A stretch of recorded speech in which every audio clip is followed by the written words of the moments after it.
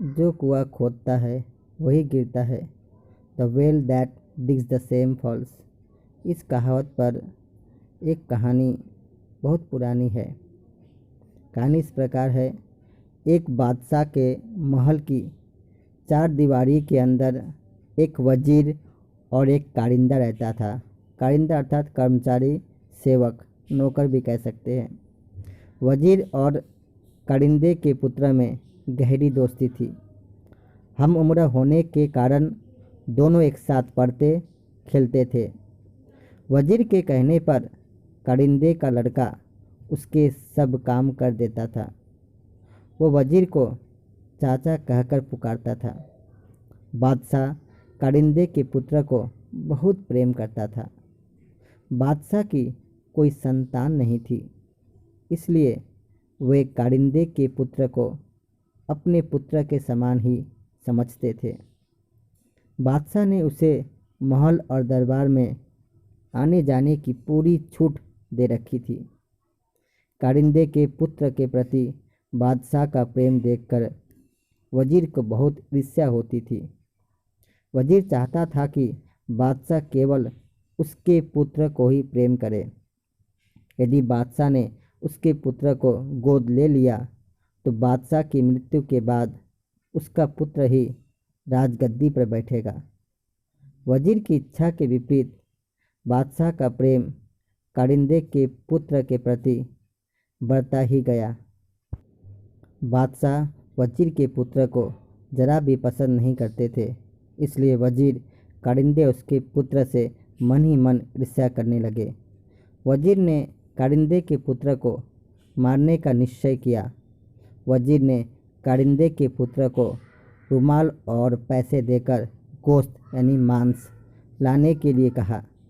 वजीर ने कारिंदे के पुत्र को अच्छी तरह समझाया कि गोश्त बाजार में गली के नुक्कड़ वाली दुकान से ही लाना।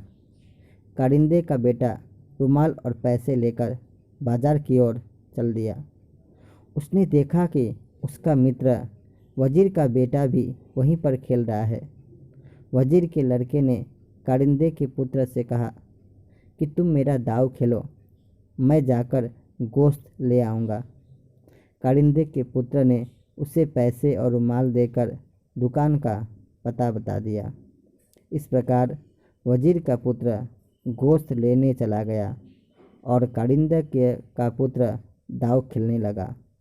वजीर के पुत्र ने दुकानदार को पैसे और रुमाल देकर कहा कि इसमें गोश्त बांध दो। कसाई ने रुमाल में बने हुए निशान को पहचान लिया। इस रुमाल को वजीर ने कसाई को दिखाते हुए कहा था कि जो लड़का इस रुमाल को लेकर गोश्त लेने आए तुम उसे मौत के घाट उतार देना। कारिंदे के पुत्र को मारने के लिए वजीर ने कसाई को पैसे भी दिए थे। कसाई ने अंदर भट्टी जलाकर सारी तैयारी पहले ही कर ली थी। कसाई ने रुमाल और पैसे लेकर उस लड़के को वहां बैठने के लिए कहा और स्वयं अंदर गोश्त लेने चला गया। तभी वहीं पर लड़का भी चला गया। कसाई ने तुरंत उस लड़के को उठाकर जलती हुई भट्टी में झोंक दिया। कारिंदे का पुत्र अपना दाव खेलकर अपने घर जा रहा था कि उसे रास्ते में वजीर मिल गया। कारिंदे के पुत्र ने पूछा, चाचा भैया गोश्त ले आए? इतना सुनकर वजीर के पैरों के नीचे जमीन खिसक गई। तभी कारिंदे के पुत्र ने कहा, चाचा भैया ने मुझसे रुमाल और पैसे ले लिए थे और कहा कि तुम मेरा दाव खेल लो, मैं गोश्त लेकर घर चला आऊँगा। मैंने भैया को दुकान का पता भी बता दिया था। वजीर की आंखों के आगे अंधेरा छा गया और उसके मुख से एक शब्द भी नहीं निकला। अपने पुत्र को याद करता हुआ वजीर अपने घर चला गया।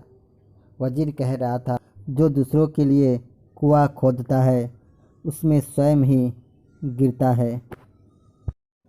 इस कहानी से हमें यह शिक्षा मिलती है कि हमें दूसरों को नुकसान नहीं पहुंचाना चाहिए, क्योंकि जो दूसरों को नुकसान पहुंचाता है उसका नुकसान खुद ही होता है। धन्यवाद।